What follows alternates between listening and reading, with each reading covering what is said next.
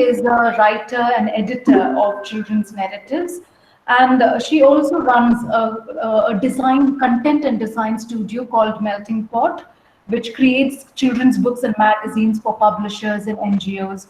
She's also one of the founder members of Funky Rainbow, a traveling bookshop which opens up spaces in different cities and different areas, which is by and large a bookshop and a book consultancy forum, a traveling bookshop. Right. So generally, she's also the managing editor of the children's book review site Good Books. Now, as far as Vidya is concerned, our association with each other goes back a few years when we first began introducing children's literature as a course in the university syllabus. Right, and we've collaborated with each other. With Christ has collaborated with Funky Rainbow to organize various children's workshops and children's seminars, book seminars in the campus. And she's been a good friend to us from that particular point onwards.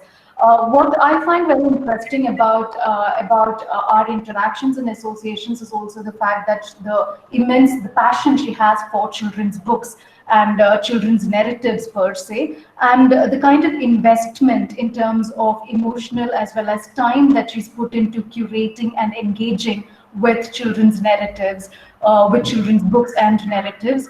And I've been in a position to visit Funky Rainbow at one particular instance at the beginning of our association with each other, right? And I sort of met her because she used to be the editor of a children's magazine, Chatterbox, which I was interested in knowing much about. And that is how we began our conversations in children's literature or on children's literature.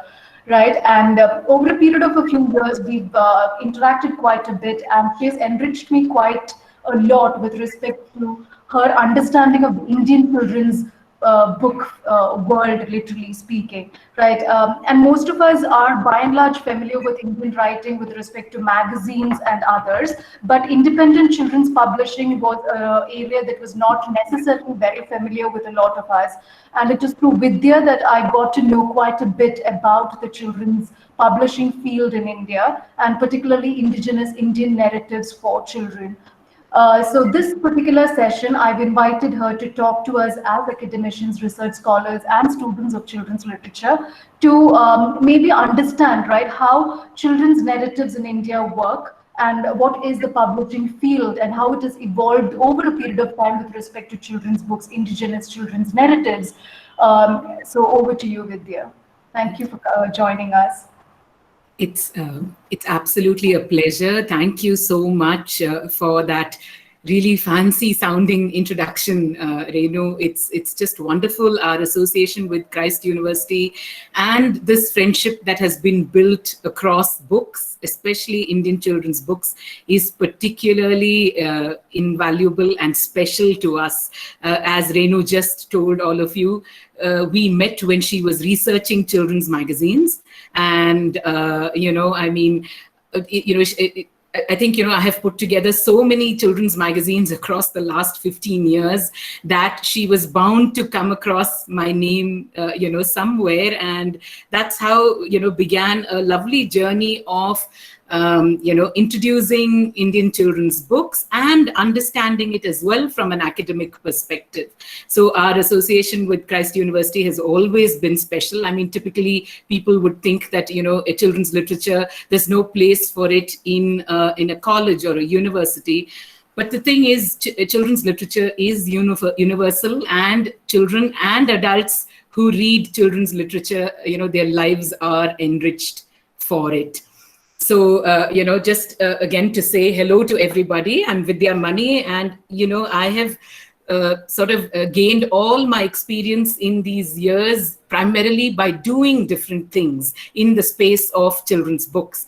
I run a content and design studio that creates books and magazines, for publishers and NGOs. I also, run this book consultancy and a traveling children's bookshop called Funky Rainbow, whose mission and vision it is to reach Indian children's books here, there, everywhere. And we really mean that. When we say here, there, everywhere, we mean, we want it to cross borders. We want it to go all over the world, because that's how exciting the space has become in the last 10 years. There's also Good Books, the website that I manage. It's a book review site, and I'm the managing editor of that site. And typically doing all this, I'm usually where you are, where all of you are, listening to somebody speak about, children's literature, or speak about different, theoretical and literary matters. But thanks to Renu Abraham, your teacher Renu Abraham, I'm here in front of all of you today.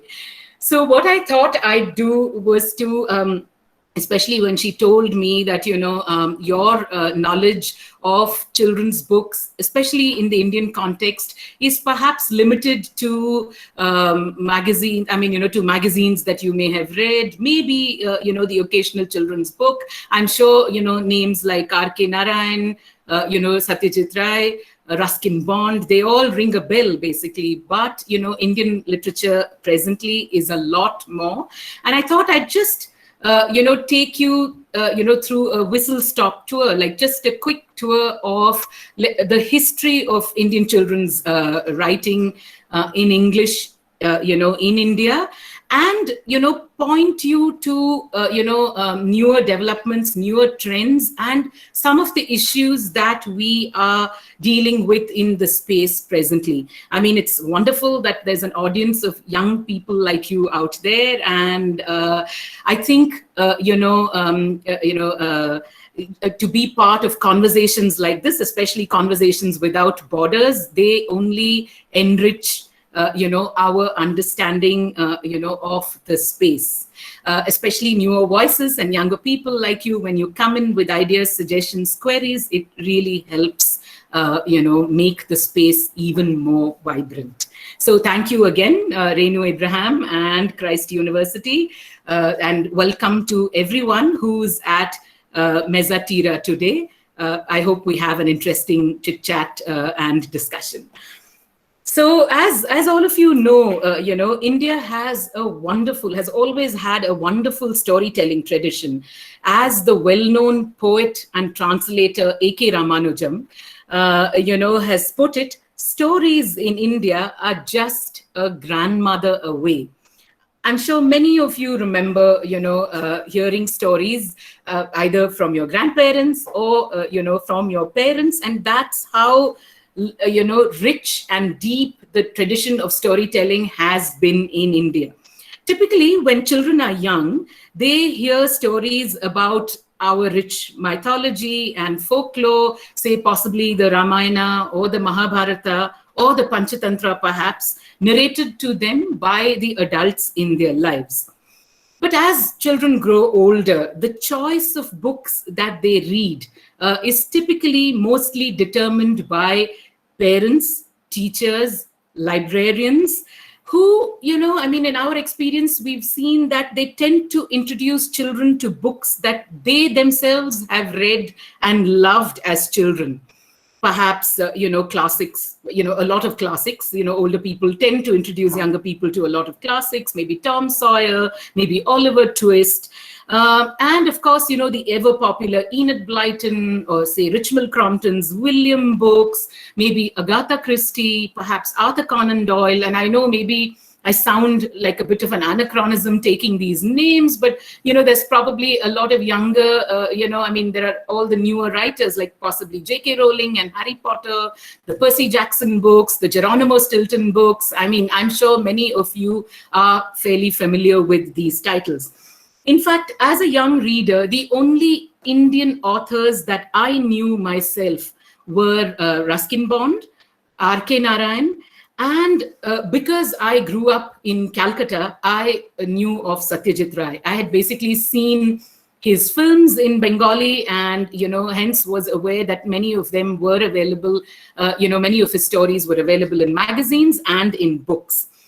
Other than that, typically my bookshelves or my school library's bookshelves were filled with Enid Blyton, Hans Christian Andersen, the Grimm brothers, Nancy Drew, Hardy Boys. I mean, these were pretty much the books that filled my, growing up years. Now, the question that I want to ask all of you is that, has that changed in recent times? Not really. Children are still pretty much reading J.K. Rowling's Harry Potter, Rick Riordan's Percy Jackson series, Stephanie Meyer's Twilight titles, and the Geronimo Stilton's adventures.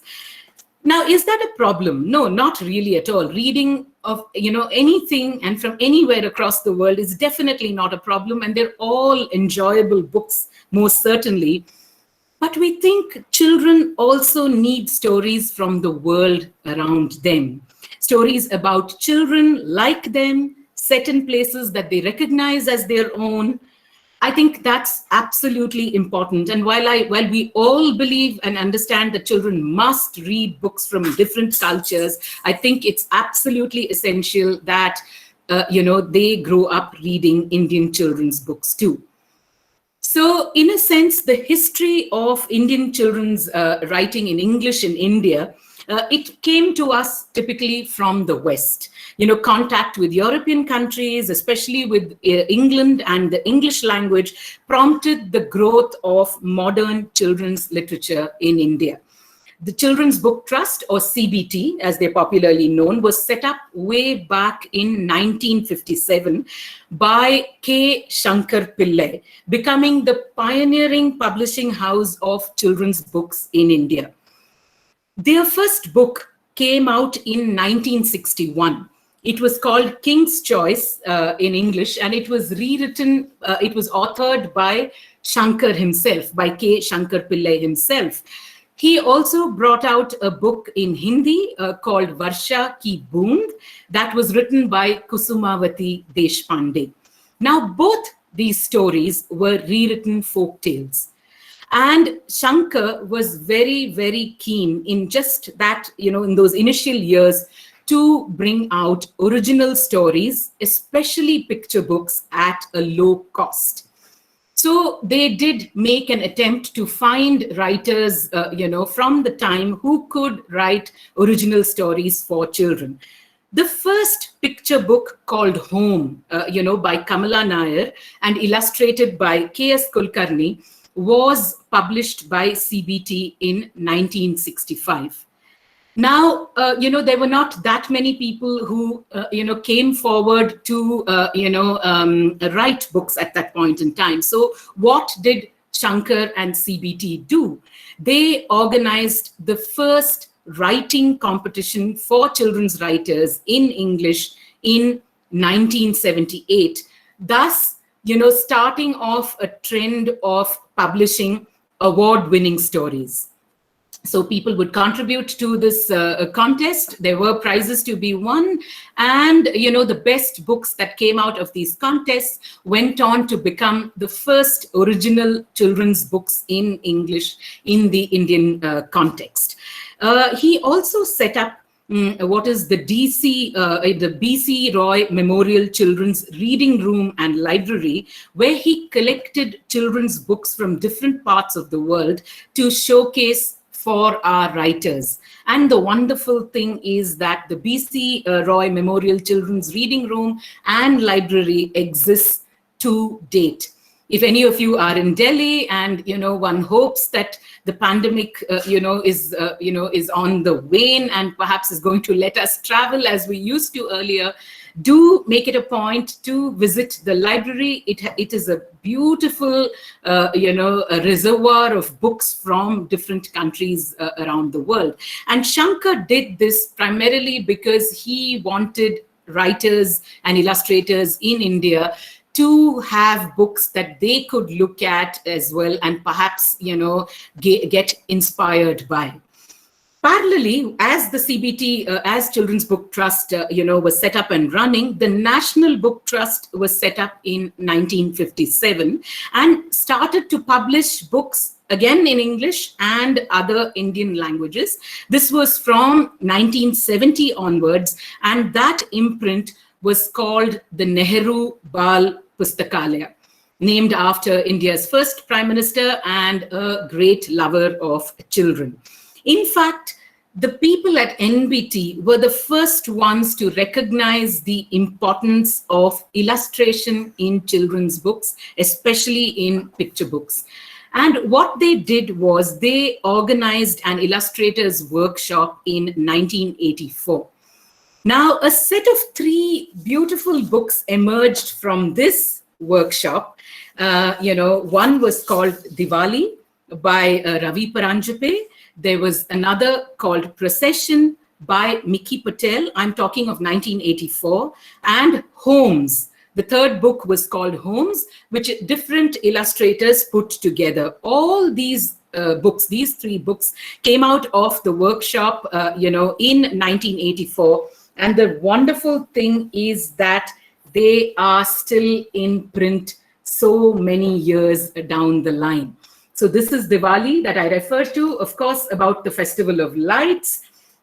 This is such a beautiful, gorgeous book called Procession. It's easily one of my favorite books at, children's books, because it explains to children the concept of numbers and how does it choose to explain this concept of numbers to children. It is a counting sort of book, and it picks the great Indian wedding to do so. I mean, how beautiful. 1 horse, 2 people that are part of the Bharat, 3 drummers, beautifully illustrated by an illustrator who I is definitely one of my favorites, Mickey Patel. This came out way back in 1984, still in print so many decades later. And the third book called Holmes, another charming little picture book about the homes of different animals and people. A wordless book that, as you can see, the cover of the book has a little mouse that has made a home inside a cat's mouth. Nice home, I would say. But, sort of fairly realistic representation of different kinds of homes. I mean, I know this probably looks rather basic in these contemporary times, but do consider the fact that they were put together so many decades ago. I particularly love this last image where a little bird has made its home in in an illustrator's beard. Lovely little book. However, these books that came out in 1985, in 1984, were some of the pioneering books when it came to, illustrated books in India. And of course, writing for children can never be discussed in isolation when we're talking about children's books. So illustrations are equally a part of it. And back then in the 80s, illustrators, more than writers for children in India, created styles that were distinctive, using elements, motifs, colors, both traditional and contemporary, to create styles of their own. So some of the illustrators who were really the pioneers back then were Mickey Patel, whose book Procession I just showed you. There was Pulak Biswas, another wonderful illustrator from the times, Badri Narayan, all really pioneering people in the space and with world-class illustrations. I mean, I would definitely not put this past any wonderful picture book that you can see in the world anywhere. But, the thing is that these books were often marred by poor production. They were handicapped by the fact that, we couldn't spend that much money, to produce handsome books. So the general trend, when it comes to this was, just the beginnings of both the writing and illustration, in English in India. But, typically the general trend has been to classify, children's books as socially conscious, melting pot, and culturally relevant. Now, what are socially conscious books? They are those that are somewhat didactic, lacking in a believable plot and characterization, and frequently reinforcing the very stereotypes that they choose, that they hope to overcome, and sometimes even worse, creating new sets of stereotypes. The melting pot book, focuses on what is universal, ignoring the cultural differences of the place in which, the places where they are being produced and read. The culturally relevant book, of course, holds the greatest promise and, of presenting a realistic image of both words and pictures to our young readers. Now, if we look at the books that were published post-independence, with Children's Book Trust taking the lead in the 1950s and the National Book Trust in the 1970s, there were newer players like India Book House and Thomson Press, all of whom made entries into the children's publishing space. Most of the books that they brought out fall into the first two categories. They fall into the categories of being socially conscious or being melting pot books. Yet, we understand that it's really the last type of book. And we know this today, 20, 25 years later, when we have a body of Indian children's writing in English, we understand that it's the last kind of book, the culturally relevant book that presents real images to children, reflecting their own realities, in terms of language, style, plot, characterization, setting. It is probably those books that come closest to offering readers a wonderful reading experience. Now, in my opinion, and this is just pure conjecture at this point, the real game changer was Salman Rushdie's Midnight's Children. It came out in 1981, causing what I feel, there's no theory to back it, it's just a theory in my head. I think it caused what I would say is a tectonic shift in Indian writing. Of course, he wrote for adults, an Indian writer who wrote luminously and unapologetically in chutneyfied Indian English while telling an Indian story. I don't think, prior to that, somebody, wrote in such an unapologetically Indian manner, not bothering and using really chutneyfied English. I mean, there's a wonderful book that he wrote for his own child called Harun and the Sea of Stories. That was not what he did in 1981. It came much later. Harun and the Sea of Stories. Perhaps many of you, have read it, or if you have not, you should consider picking it up. The characters have such splendidly Indian names. The protagonist of the book, for instance, is called Princess Bathjeet. And yes, everywhere in the UK and the US and, in Germany and in Australia, everybody was reading about Princess Bathjeet and her adventures, never mind if they, pronounce the names differently. I think for me, I felt in one stroke, Rushdie showed us that it was possible to be Indian and very, very cool. Inspired by, Rushdie and a couple of other writers who followed, we saw a slew of children's magazines in India like Target and Junior Quest come up in the 90s, and very gifted writers like Poili Sengupta, Paru Anand, Sigrun Srivastava, Sandhya Rao, Zai Whitaker, Subhadra Sengupta, Kalpana Swaminathan, a whole host of people started to write imaginative stories with very strong narrative voices and, books which had a lot of imaginative integrity. They wrote stories rooted in our kind of chaos, stories that reflected our confounding but wonderful diversity, and stories that celebrated our worldview. So that was really the start, of, having stories that were clearly rooted in the Indian context. Of course, in the 1990s, some dramatic changes took place in children's publishing.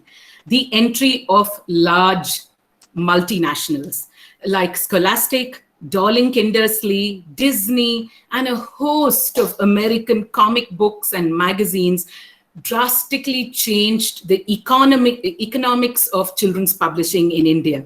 For instance, we suddenly had access to high quality books, and, they were imported books which were available at such fantastic Indian prices that Indian publishers became pretty hard put to match them. Now, what did we do? Did we just sit back and, wonder what we were, how we were going to deal with this? Fortunately not. Several established publishing houses in India at that stage, for instance, like Penguin and HarperCollins and Frank Brothers and Ratna Sagar, Orient Longman, Macmillan, a whole host of them, started to focus more on their children's books departments. They started to really, produce more, to focus on children's books as a separate division and bring out books for our young readers. In the mid 1990s, this is of course in the 90s. So by the mid 1990s, we, saw what was a fairly big revolution in the Indian children's publishing space, because small independent houses like Tulika Publishers, Tara Books, and Katha entered the challenging children's publishing space.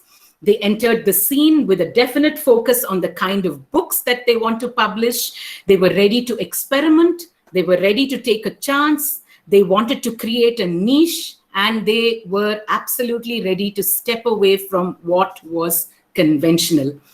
Tara, for instance, and if you haven't seen Tara's books, I would urge you to certainly look, for them, and look at the fantastic, beautiful books that they have produced both for children and adults. So they brought out a book in the 90s called The Hungry Lion. I'm afraid that book is not in print at present, but it was screen printed and printed on handmade paper, illustrated in a beautiful folk style. They had another one called Hen Sparrow Turns Purple. Again, written by Geeta Wolf and illustrated by Pulak Biswas, which was beautifully designed like a scroll. I'm afraid even when Hen Sparrow Turns Purple is not in print, but I have another Tara book that I do want to show you. I hope you can sort of see it clearly. But this is such a gorgeous, a book called The Village is a Busy Place. A Village is a Busy Place, illustrated in fantastic folk style, and can almost entirely be put up like a wall hanging. It's a beautiful story about. It's not even a story. It's basically a narrative that tells you about what goes on, in a day in the village. So as you can see, quite remarkably different from, one of the earlier books that I had shown you. So that was Tara, focusing both on, content and illustrations with a very, very Indian, slant to it, and, with fabulous production values to bring out both books for children and adults. Of course, Tulika too, who burst into the scene at that point in time, came out with a book which, I'm sure a lot of your teachers are familiar with, and perhaps many of you are as well. One of their early books called The YY Girl, written by activist writer Mahashweta Devi and illustrated by Kanyaka Kini, is a beautiful picture book about a girl who cannot stop asking why. And of course, the world loves curious children. The whys of children must never be stopped.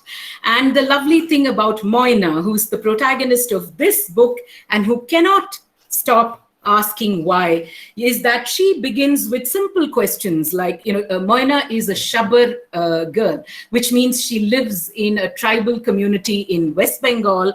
And so one of her whys could be, why shouldn't I catch a cobra? Why shouldn't I do this? Or why do I have to walk so far to the river to fetch water? And while she's asking all these childlike wise.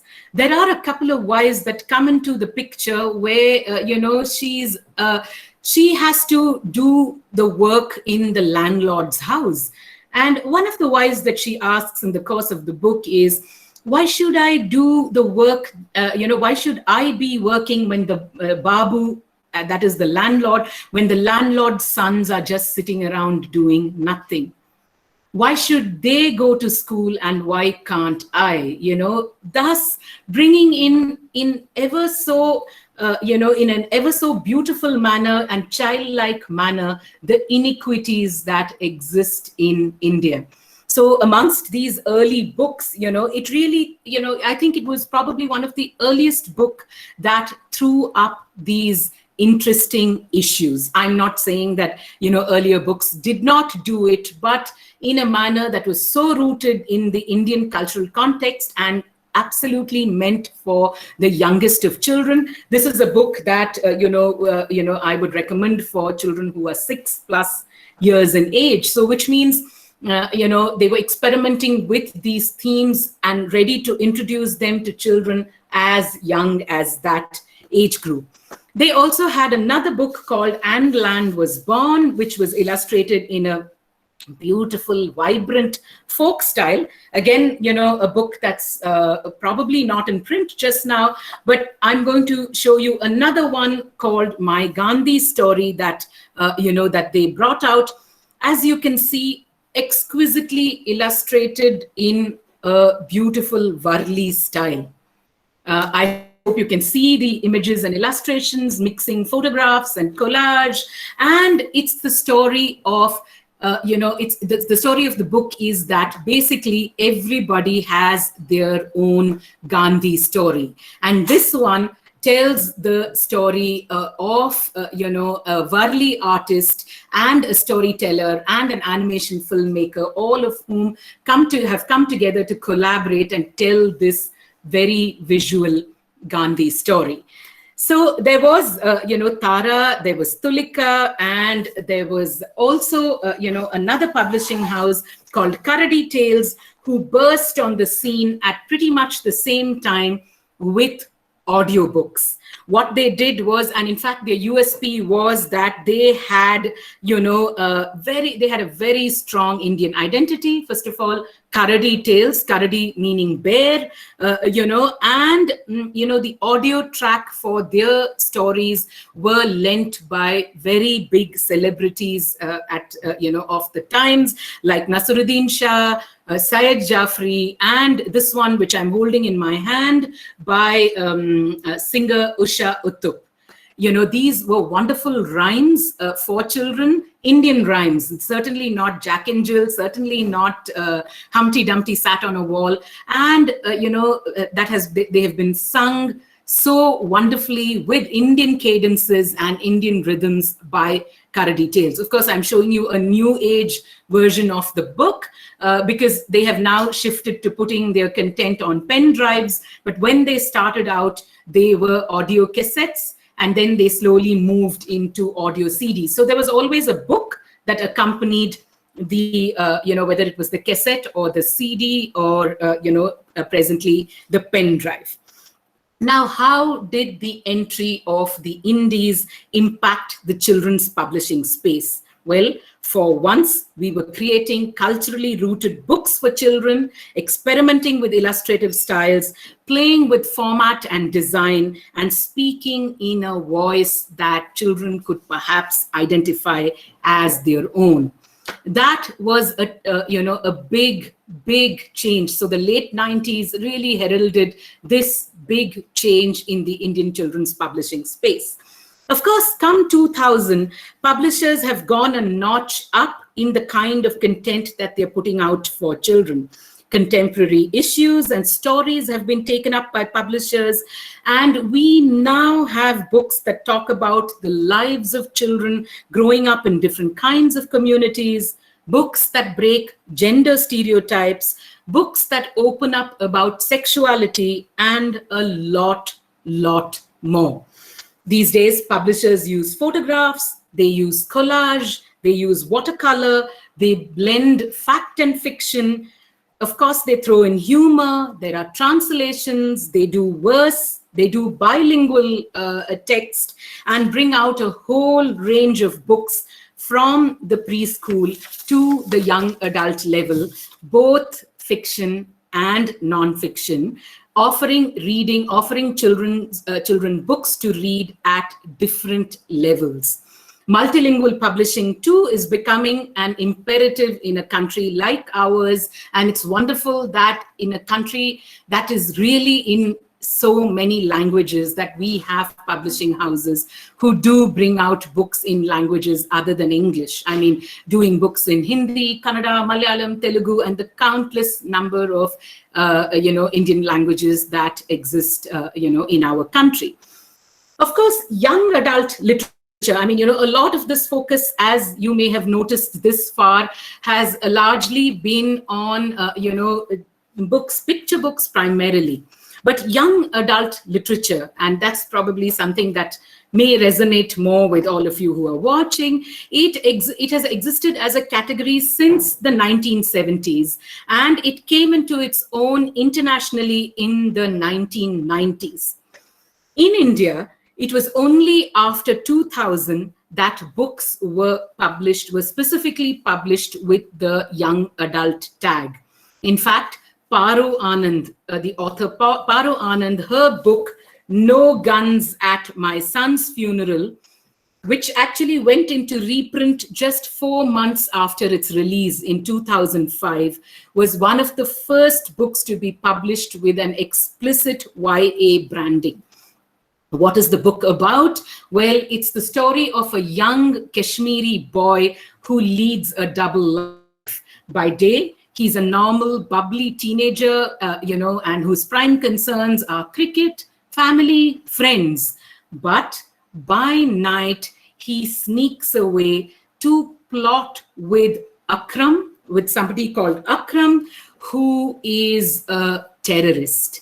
So beautifully put together, reflecting contemporary realities of our time. And the wonderful part about Paru Anand's No Guns at My Son's Funeral is the fact that the book makes no judgments about whether Aftab, the protagonist of the book, is right or wrong. I mean, he's lured into this terrorist camp. He finds the terrorist leader a most fascinating man. And, does he go on to become a terrorist? What happens to his life subsequently? A book with no judgments on whether what he did is right or wrong. Along with this, there were 2 other books that came out. Siddharth Sharma's The Grasshopper's Run, which actually won the first Crossword Children's Book Award in 2009, and there was Smitten by author Ranjit Lal, which dealt with child sexual abuse. Now, the thing is, I quickly wanted to show you that by the time we had come to this 2005, 2006, there were several other publishers who had come into the fray, and India, was putting out a diverse collection of books for children and young adults.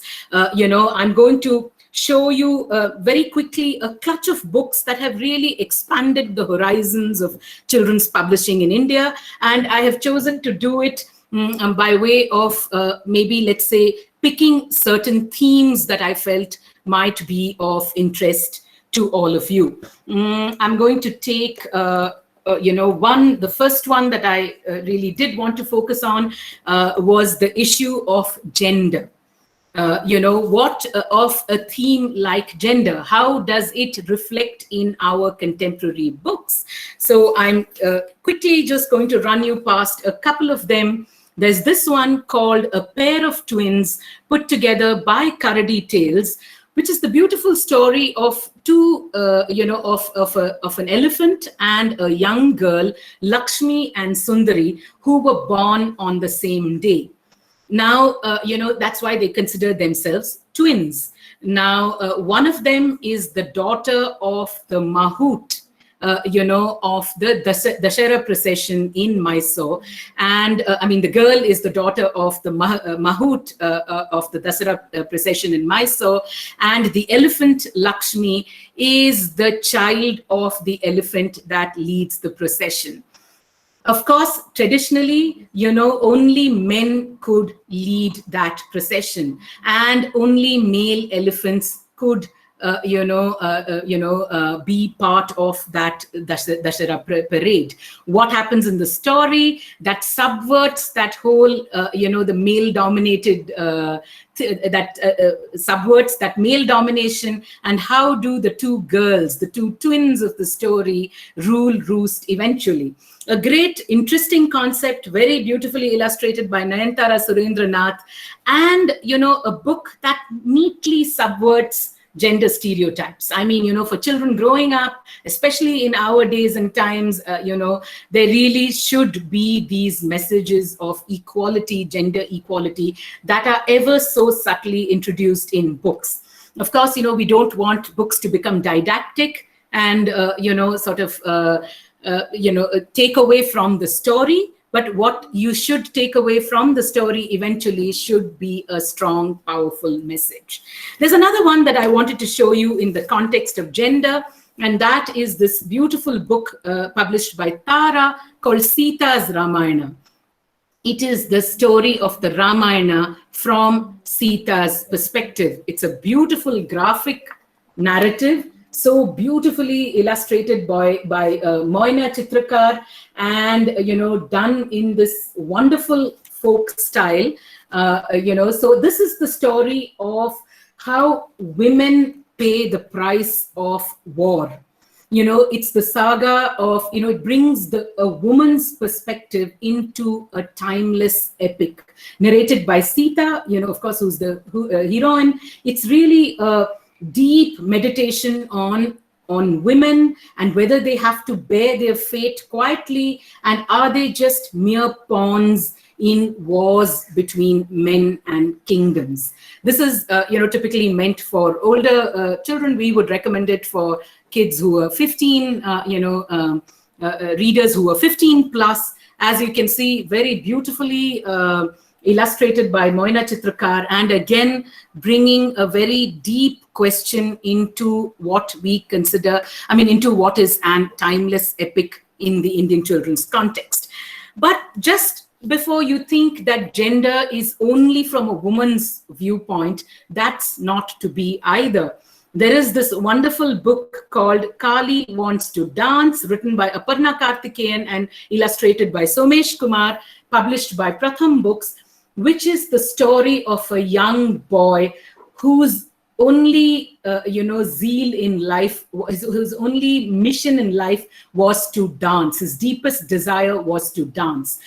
But how could he? Because in the entire village that, where he lived, boys did not dance, and especially they did not dance, Bharatnatyam.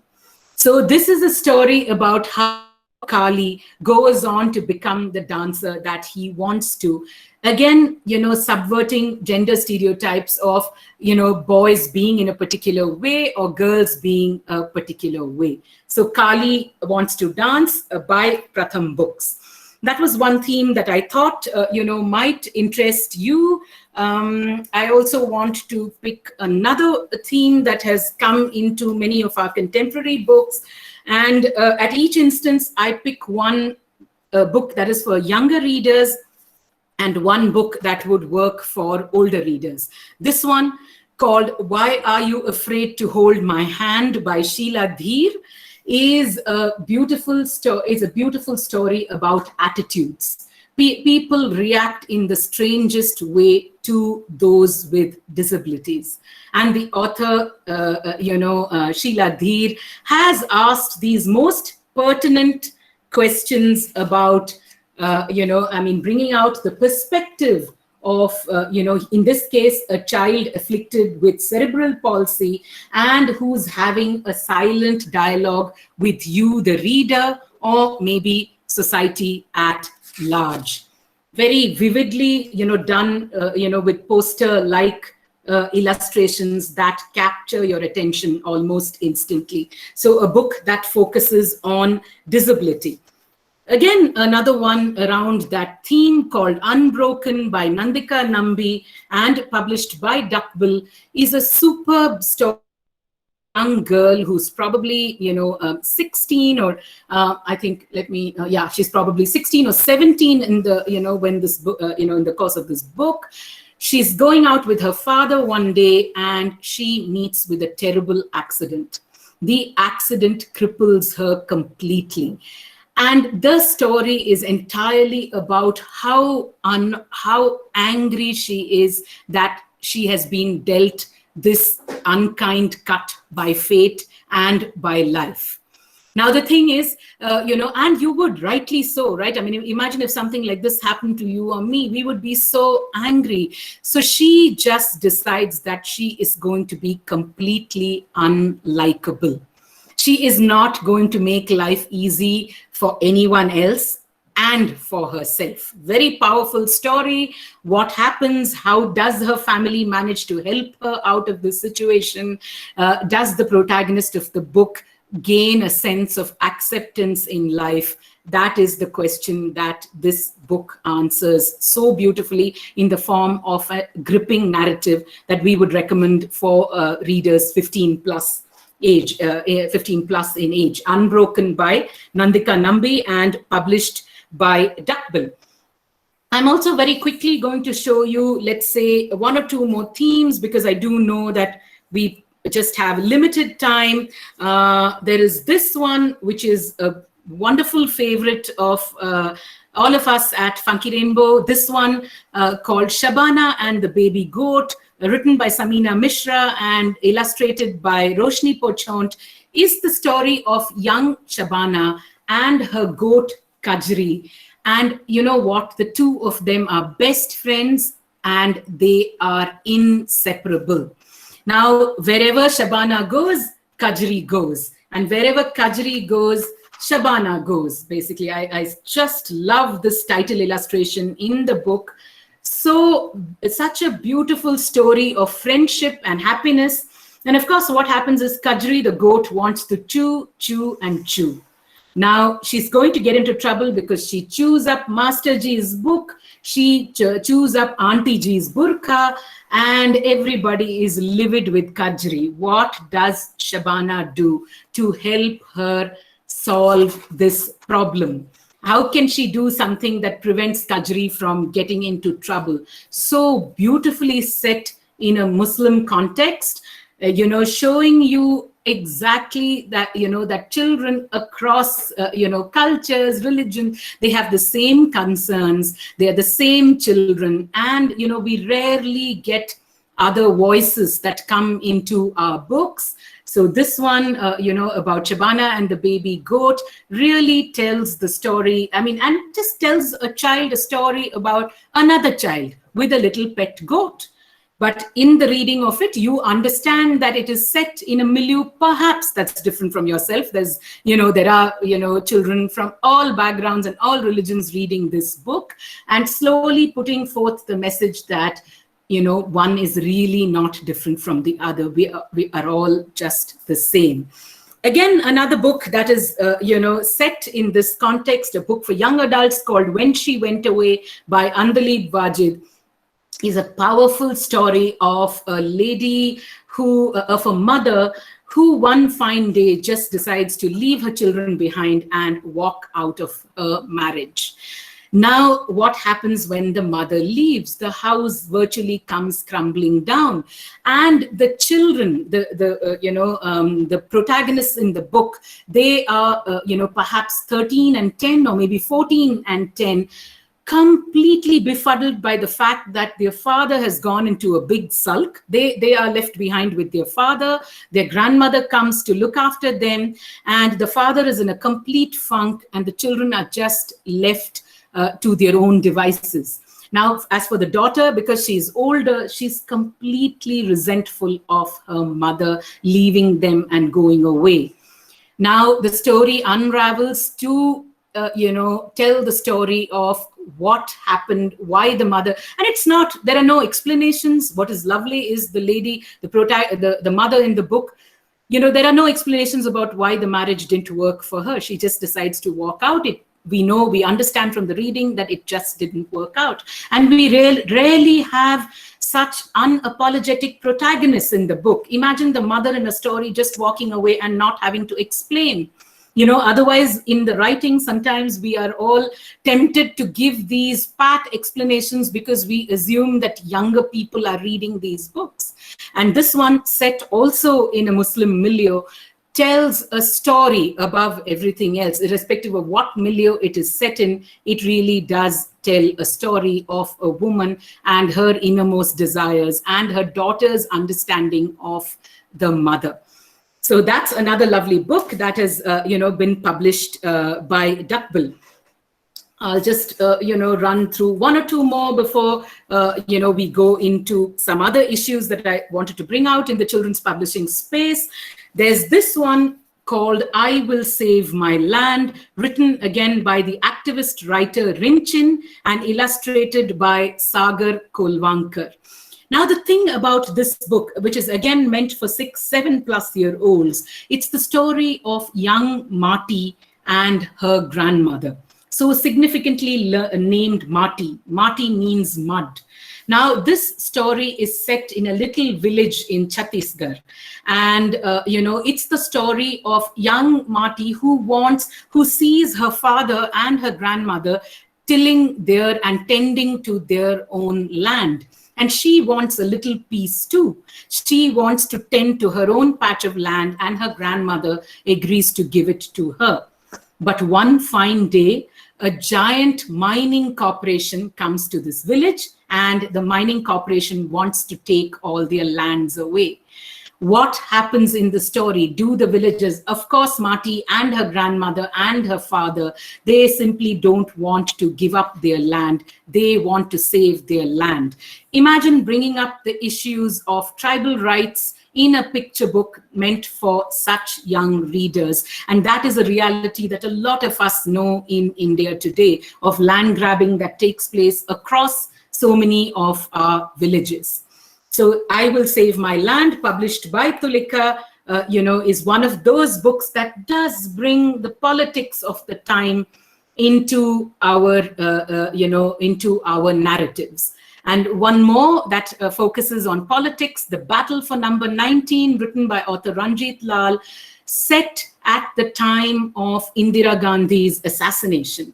You are all probably too young, but I do remember I was in school when she got assassinated, and the school was closed for almost an entire month because there was such a big backlash after she was assassinated. She was assassinated by her Sikh bodyguards. This is a story of a few girls who come down from the hills on a school trip to Delhi on the very day that Indira Gandhi is assassinated. What happens? The city of Delhi is burning. There are riots that have broken out everywhere, and there is a mixed group of children in this group. Some are Muslim, some are Hindu, some are Sikh, some are Christian. It is such a beautiful story that shows you that the line between what is right and wrong runs so dangerously thin. Beautifully set in a particular political context. Again, a book for readers who are probably 14 plus. This is one that I recommend often. The reason I kind of picked out so many books, and I did have one or two more, like for instance, to show you a book that does bring up the issue of homosexuality, the LGBTQI issues. This one is a wonderful book about 3 friends. And how, when they discover that one of them, what happens when they discover that one of them is gay. You see, very beautifully written by author Payal Dhar, written in a manner that simply doesn't talk down to young adult readers. This is actually a funny, fresh take on friendship with the overarching theme of gay rights and the LGBTQI issues. So as you can see, the idea of sort of showcasing some of these books to you was to say that post 2000, from 2005 to about 2018-19, and this is just a small smattering of books that I've showed to you, that reflect contemporary realities in India. This is not to say that we don't put together happy stories, and that there are several fun, jolly, and absolutely delightful stories to read for children and young adults, in the Indian context. But I did pick out ones that I felt absolutely, reflected our contemporary realities in content, style, visuals, production. These books, they really speak to young readers everywhere because they have a unique voice and language, which is so much our own. They deal with contemporary issues and themes and give our young readers a sense of who they are and why they are part of this larger world. So that is, a sort of very whistle-stop tour of some of the books that we have brought out in contemporary times. I'm going to raise 3 or 4 issues as part of this conversation because I do know it's a conversation, right? And I'm going to, point you to 2-3 such issues that have come up in recent times and that I would like you to think about, or, probably have discussions on, and from once I finish that, we could kind of go into the section where I take questions from all of you. There is, in the children's publishing space in India, there is this concept of reading for pleasure. Now, what has happened with children's literature, as I showed you, has had a long presence in India. And it was only when liberalization happened that there was a big shift. The idea that children could read for pleasure wasn't recognized at all till parents had a little bit more money to spend on books. And that brings us to one important dilemma in this space, a significant dilemma in this space. The people for whom we're putting these books together, whether they are young children or whether they are, 9-10-year-olds or whether they're teenagers, they are not the end consumers of, they are the end consumers of these books. But the decision of the books that they're going to read is made by their parents. And parents or adults always tend to want to value add, so to speak, when they buy a book for children. That is a dilemma that practitioners in the space grapple with 24/7 in the Indian children's publishing space, because there's probably a book that a child would absolutely love to pick up, but perhaps their parents may say yes or no to them. So that's something that I would like you to think about. And, we do try to innovate and find more and more ways to reach books directly to reading, to children who read, but, there are always gatekeepers in between.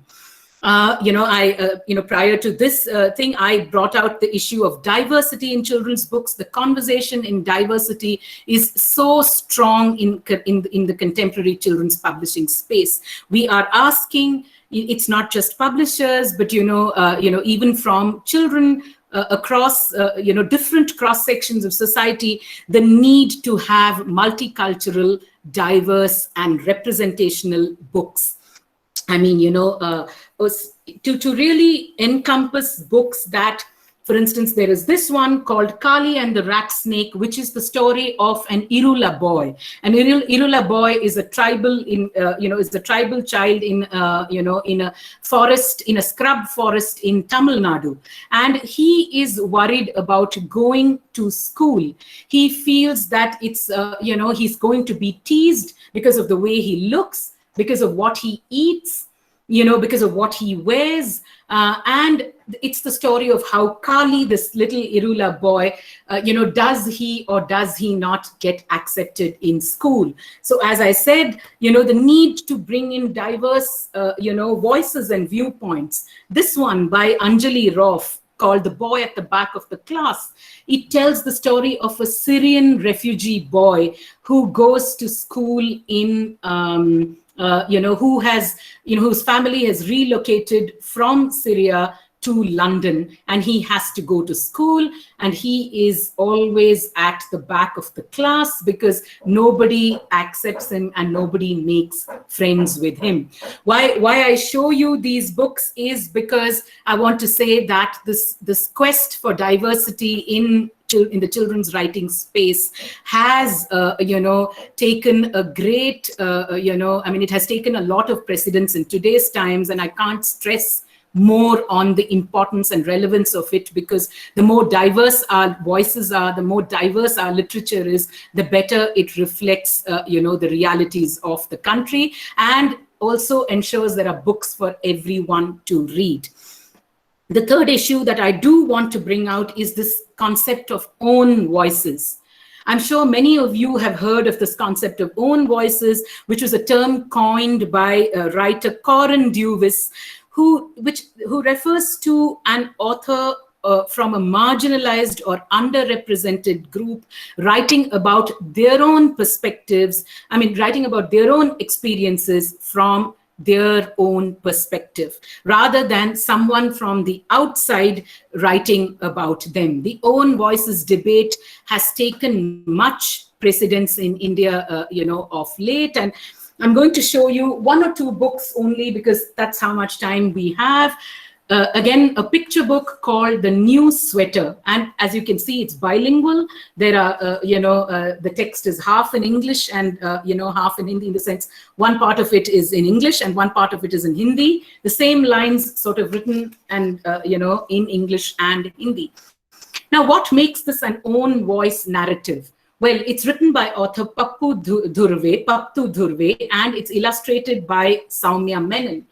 Now, Pappu, I'm just going to tell you a little bit about Pappu Dhurve. She lives in a basti in Bhopal and collects scrap for a living. She's fiercely independent and squarely faces all the challenges that life has to offer. Her stories come from her own life experiences and speak of resilience and strength, which she finds both within and outside herself. What is the story, The Naya Sweater, about? It's about Pappu as a young girl who wants something. What does she want? She wants a new sweater. And she is going to go about getting that sweater one way or the other. It's not a story of, abject grief or tragedy, but the realities of her life are so beautifully worked into the story, basically. And it's all about a child's desire for getting something new.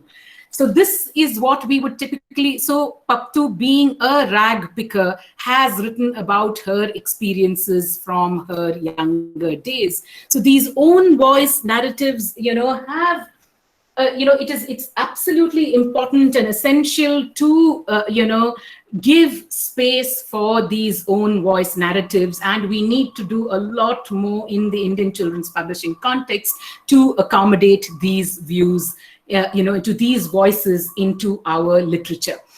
This one is put together. It's called Desai Bon Hal, written by Ruby Hembrom and Sahib Ram Tudu. This is, the publishing house itself has such an interesting story. They're called Adivani. And why are they called Adivani? Because they represent the voices of the Adivasis. They tell Adivasi stories. And this book, picture book for children, tells the story of a Santhal uprising. What happened, in the course of a Santhal uprising, when the Santhals not just wanted to break, they were not rebelling against British rule in India, they were rebelling against the atrocities of their landlords. A beautiful own voice narrative again for, young readers, older readers. I firmly believe that children's books have to be read by people of all ages. It doesn't matter if you are 5 or you're 15 or you're 55, the kind of empowering value that children's literature has is, is what makes children's book a must read across ages. So this one too, an own voice, narrative in the Indian children's publishing space. Just one more example, of the Bhimayana, or maybe I could show you. Okay, the Bhimayana, which is put together by this publishing house called Navayana, and I do know Renu has taken this book and used it, in the early years, in the earlier years with her students. Navayana, specializes in bringing out Dalit literature, and this one tells the powerful story of Dr. Bhimrao Ambedkar, one of India's foremost revolutionaries who grew up battling untouchability and injustices of all kinds. Now, this one has been put together by Gond artists Durgabai and Subhash Vyam. And as you can see, this graphic novel very powerfully tells the story of Dr. Ambedkar, and basically a story, of the fight against injustices of all kinds. So are these own voices important and relevant to our modern times? That's a question that I, do want to ask you. And in the final thing about books in India, literature in the regional languages.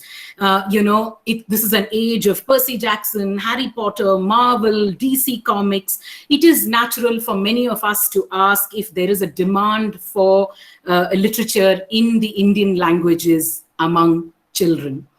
Now, children's literature in the Indian languages has traditionally been so rich, teeming with humor, verse, stories, folk stories, and native wisdom that makes you laugh, think, question. I mean, there are so many examples that I can take. Abol Tabol, that was put together in, Bengali, and there are several writers whose books that, who have written for children in different languages, which are, now available to read in those very languages. I'm going to show you, one or two books that we have in the in a couple of languages. We do have them in multiple Indian languages. Like, for instance, this one in Kannada, which is Kheer on a full moon night. It's about drinking payasam, kheer on a full moon night, a story of different seasons. So this is one, this book reflects and focuses on one season. We have another one called Chidiya Ghar Ka Sair, a walk in the park. Again, a book put together in Hindi, basically. And another beautiful one that I do want to show you in one of the lovely book in Funky Rainbow's collection called So Ja Ullu, put together by Bhuri Bai, who's a tribal artist herself. Just look at this gorgeous picture book with such a beautiful story, actually. It's about an ullu, an owl, who just can't sleep during the day because there's so much of noise around him. I mean, doesn't that make you laugh already? And, so charmingly illustrated, so beautifully narrated in verse form. This is an excellent book, in Hindi. But the question that we ask, and we, keep asking this in the Indian children's publishing space, we all learn to talk our mother tongues mostly. And I know all of us know English, and all of us probably pick up English, sometimes at the same time as we do our mother tongues. But is there space for, children's books in the regional languages in our literary context? We feel most definitely yes.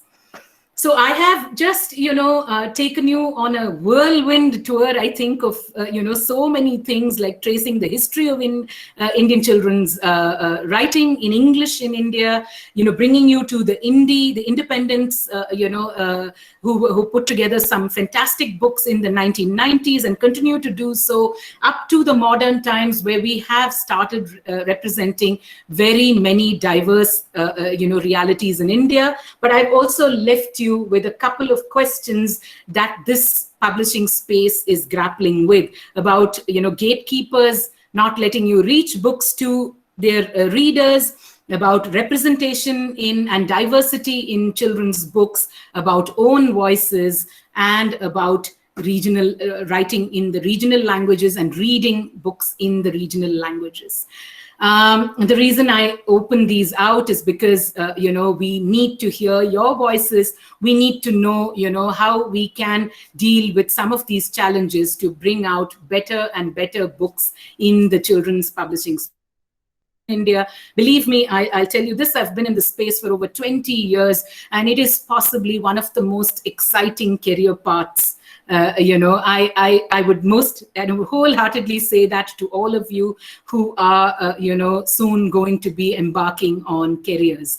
You may not, I'm not, it may not be the most well-paying sort of profession, but it certainly, keeps you so rooted to the realities of India, and working with children absolutely has a pleasure that I cannot even start to describe in words. They you on your toes, they keep you thinking, and they keep you positive and hopeful in in a world that is more or less riddled with all kinds of problems. And I know you are part of that young brigade that holds hope for our literary world. So I thank you very much, and I really hope that I've managed to give you some sort of insight into the Indian children's publishing space. You are free to ask me whatever questions you would like, and you can also be in touch, with me. Your teacher has my email ID, Renu has my email ID, and you could definitely be in touch with me for any queries that you have, from the world of Indian children's publishing. I promise to do my best to try and answer it, because everything that I've learned is only through practical work. I'm just going to quickly look at some questions that have come. I can see Nazneen Gazdar. Why does Indian academia not recognize the importance of children's literature? We teach it at our institutions, but such institutions are few in number. You have simply taken the words away from my mouth, Nazneen. I mean, we have constantly been battling for children's books to, be part of all academic curriculum. It is important for, children's books to be part of any literary or even non-literary curriculum. And I don't know why we get this terrible Cinderella treatment, stepmotherly kind of treatment when it comes to, children's books. We have urged, on my part, doing talks and lectures in various academic institutions across the country, wherever we have a chance to, because we want to say that this literature constitutes a huge body of work in India. I have only traced it from, the early 70s.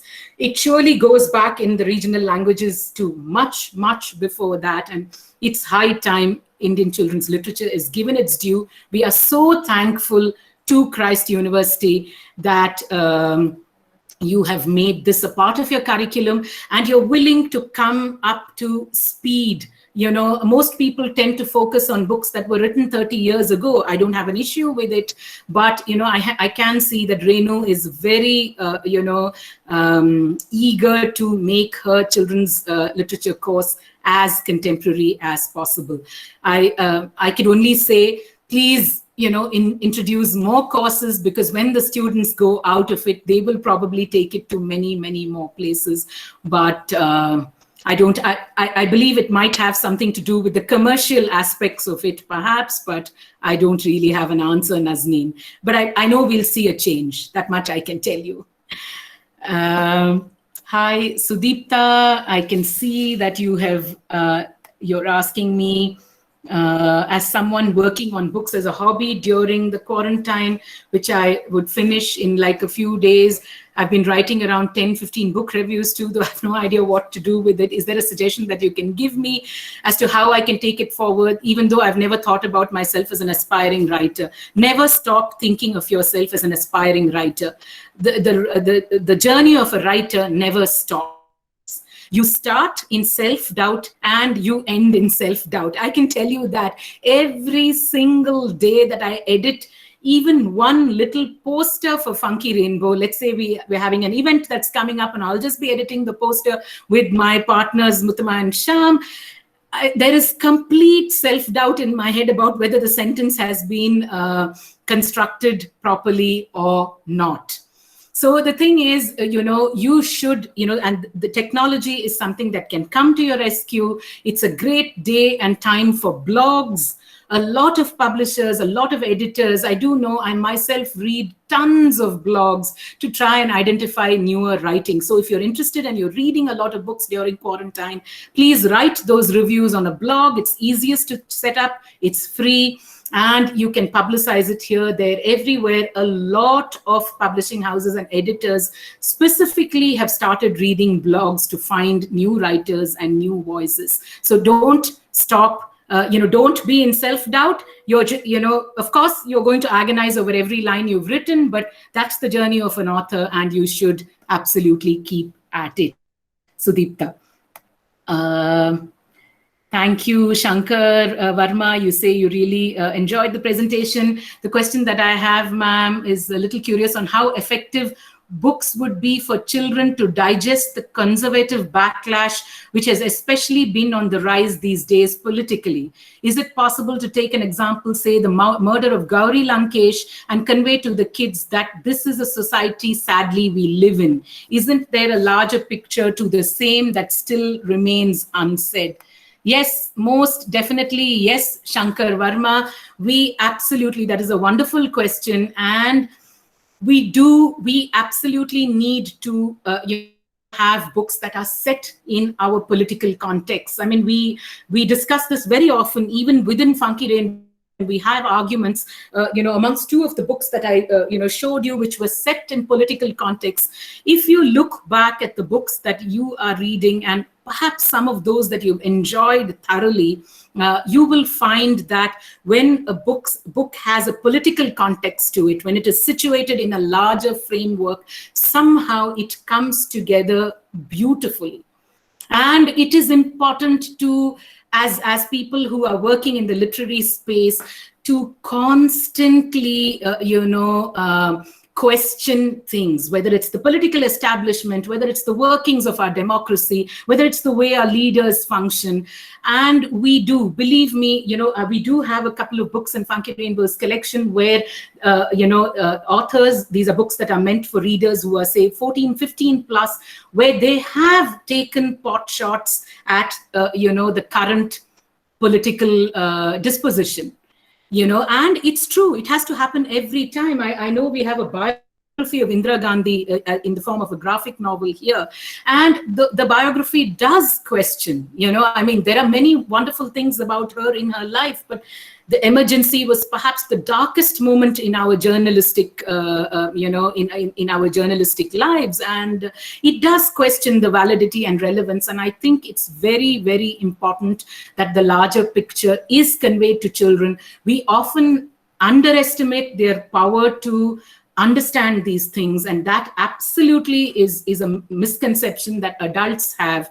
So I would say that it is important, it is possible, and it's a must. I know Renu tells me that many of you are interested in storytelling and that you do work with schools and organizations to do storytelling. If you can couch your stories, you can couch political context into stories, I think they are so enjoyable. They become even more relevant, and they do send home the message that we are all political beings at the end of it all. Wonderful question, Shankar Varma. Hello, Apurva. Do you think that children's affiliation to foreign authors has more to do with the monopolization of large publishing companies rather than, say, the content of the books? Absolutely. That is so true, Apurva. Larger publishing houses. So when a Harry Potter book comes out, how is it that we know about it like 1 year in advance? Even now, we know J.K. Rowling's going to is writing a book, which is going to be released in November. We are not even, right from the time that we were in May, we have known about the coming of that book. I have nothing against what the content of these books. They are absolutely enjoyable and pleasurable. But, the fact that they are so well known in the, in the context is, in amongst children and young adults, is the fact that the larger publishing houses have more money to spend. And, personally, especially because I've been working in the Indian children's publishing space, I'm never going to agree to the fact that these books don't sell. Each time as Funky Rainbow, when we go to a newer space, if we go to a newer school, if we go to a newer park, newer library, newer government school, the children are hooked to the Indian children's books that we introduce to them. And it is, I'm afraid, it has more to do with the monopolization and the cash reserves, the money that larger publishing companies have. And it's surprising that we do have many large publishing companies in India too, who sometimes, fail to put their strength behind the children's books. So that is a question. I mean, it is the battle of Funky Rainbow's life for sure. We do want to ensure, the print runs of Indian children's books are so small. They typically range from between 2,000 to 5,000 copies in a country of 1 billion people, where a larger population, is the youth. How can we possibly be selling only 4,000, 5,000 copies of such excellent books? I mean, it's going to need a lot more champions. The next time you pick up, 5 books to read from the library, make sure you pick out a couple of Indian ones as well.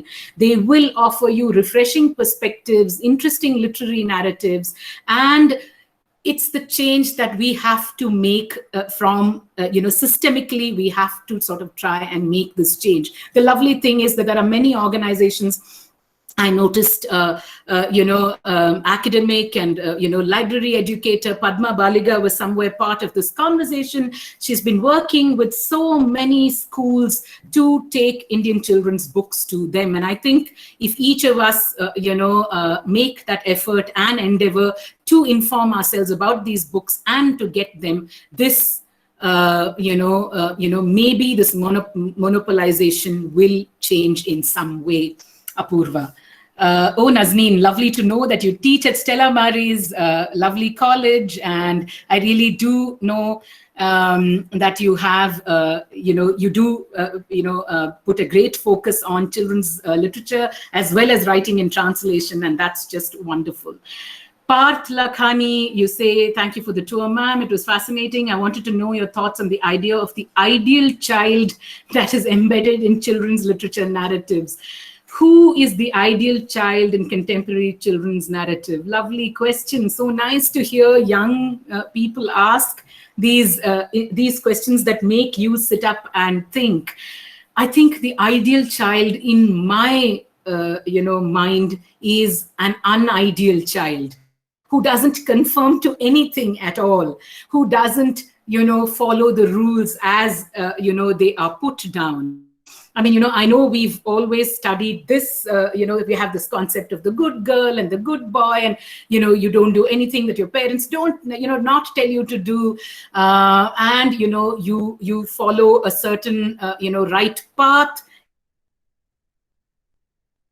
in the way that you grow up. But I think in contemporary literature, we do see a lot of rebellious kids and rebels, sometimes rebels without a cause. We have to thank the world for rebellious kids and rebellious adults. They bring the change that we want to see in the world. And I think amongst the various books, in fact, you have given me such an interesting idea of how some of these books, could get connected. They are, mostly stories of a lot of rebellious children who have overthrown the norms. That has become a trend currently. I mean, there are, of course, good children, and there is no concept as such, right? Like, is there a, we have all been good and naughty and troublesome and everything in our lives, right? I mean, we are a mixture of all these qualities, all these emotions, and all these feelings. So why should the child in a book be picture perfect? Why should, like one of the stories that I had shown you, Unbroken, that girl, she is so annoyed that, she has she has met with this terrible fate where at the cusp of life, she has lost the use of her legs. She just decides that she's going to be completely unlikable. And it's justified. I mean, I would feel the same way, right? Does she become, a better child, by the end of it? And is that even necessary? So I think, the contemporary narrative, especially if you choose the right books, and especially from a curated collection, because that's something that I do want to tell you. In the Indian children's publishing space, there are books and books, and there are several books that just perpetuate stereotypes of all kinds. In fact, with the idea of breaking stereotypes, they actually introduce many, many, many more. And if you choose the right books, I think you will see the rebellious child is probably the ideal child. Or I don't know, Parth, whether I'm just telling you who the ideal child in my head is. Thank you for that lovely question. Rashmi Sani, thank you for a great talk, Vidya. We also teach a course on publishing for our MA students at CRIS, developed in collaboration with Indu Chandrasekhar and Tulika. That's fantastic. Would be great to have you come talk to our MA students separately, although many of them are here in this webinar. Thank you so much, Rashmi. I'm so glad, and we'd be very happy to engage with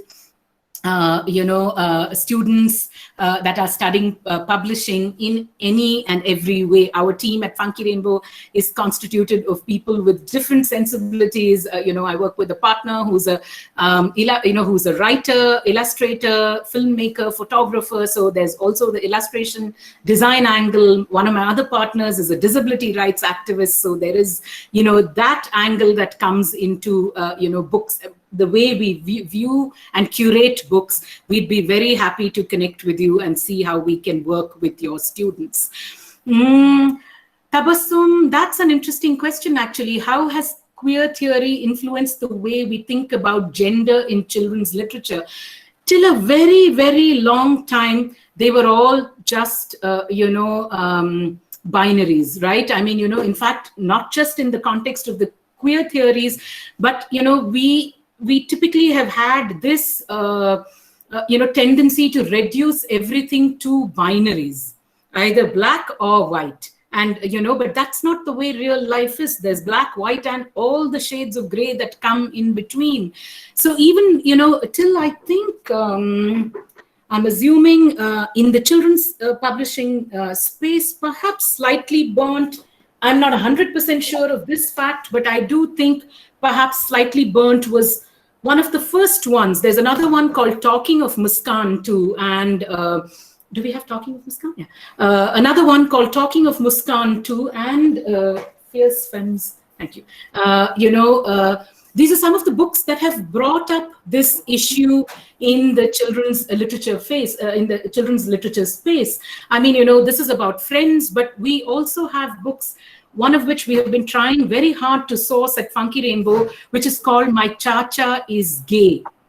It's a story of a boy who's going to visit his uncle, but his uncle is gay. So, same-sex families, families with LGBTQI members, slowly they are making their way into, the children's literature space. I mean, I was telling you about Slightly Burnt earlier. There's this one called Talking of Muskan as well, which is, a story that touches upon the theme of homosexuality. And this one, which came in very recently, called Fierce Femmes and Notorious Liars by Kai Cheng Thon. In fact, its subtitle says A Dangerous Trans Girl's Confabulous Memoir. I have to say this to you, Tabassum, that we try very hard to make sure that schools include these books in their libraries. It is a tough uphill battle, but the thing is that slowly the world is opening up to the fact that we have to encompass, diverse realities, because that's how our world today is. I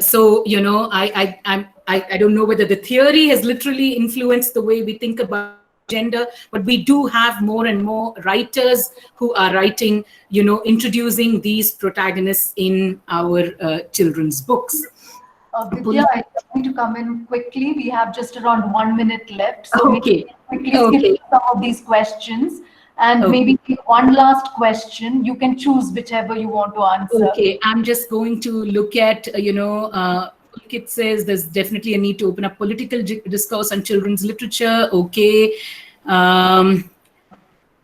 As a society, are parents willing to allow their children to read narratives set in political scenarios, and how do publishing houses work in actually pushing these narratives?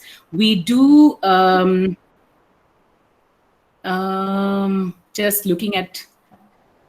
Okay, this one is quite an interesting session. I just have one question in mind. Is the culture of reading at stake? Because most parents these days show a kind of apathy towards buying books for their children and rather prefer buying gadgets, which for them is a more convenient and engaging.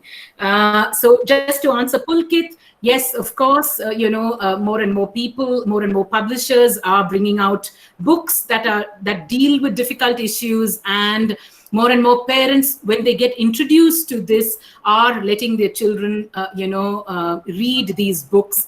And I must say that number has been steadily growing.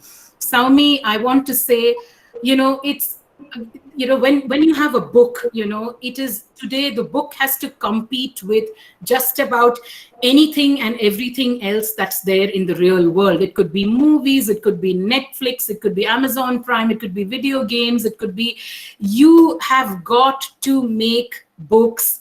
As somebody who's very passionately involved in reaching Indian children's books here, there, everywhere, the thing that we try to do is to get people really excited about books. Yes, there perhaps exists a certain kind of apathy, but it could also stem from the fact that most simply don't quite know of the existence of books. At Funky Rainbow, we have in 7,500 plus books, 90% of which are from Indian publishers, and we encompass publishers of all kinds, independent publishers, diverse publishers, mainstream publishers, NGOs. So I think that apathy, just like there exists an apathy for several things in society, it takes the work of young people to break that apathy that exists in the world. If you have passionate champions for books, people will be forced to sit up and take notice and consider these books for their children, rather than just shoving a gadget into their hands.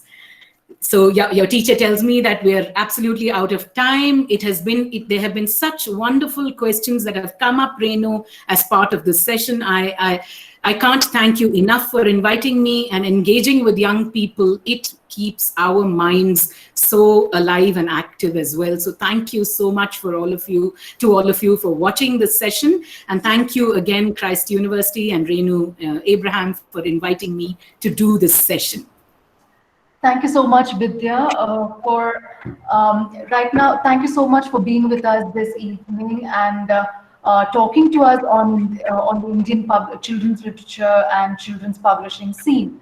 Right, and a lot of us have gained a lot of information and a lot of input in terms of our engagement with children's literature, and maybe a good understanding of what is available for us in the Indian scene. Thank you so much for that, and we look forward to more conversations with you. In fact, I will be calling you a little later, along with Rashmi also for the MA, and also with my students also, so that, and we could also get on board with the carnival that we are thinking of. Right, so that is something. You could leave your contact details in the Yes. Chat box, because there are people who want to get in touch with you, it looks like. So you I will type it. Could I just type it into this box and say where people can it? Yeah. Okay, I will do that. I'll just immediately, put in the contact details of Funky Rainbow and our numbers, and any of you who would like to be in touch for anything, you're interested in looking at these books, you want to introduce these books to children and young adults, please do, be in touch. I will put down both our email address and phone number, for you to be in touch with us. Thank you so much. And we'll also, for all our participants, could you please stay back for a while, so that we'll just present to you our next speaker for next week. I'm just putting it on Funky Rainbow mail at gmail.com. That's our email ID, and the number is 99004 95665. Renu, I will send you a little PDF that you can share with your students. I'll just send you a JPEG can share with your students.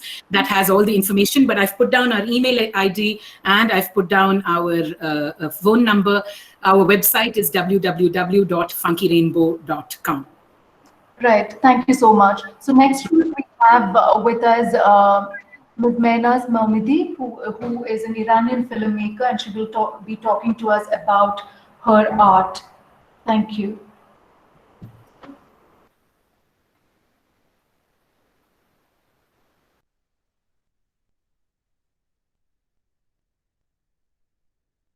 We're also posting the Google link, the Google form link for the registrations for next week also. You can use that to register for next week's Mezzatera. Thank you so much.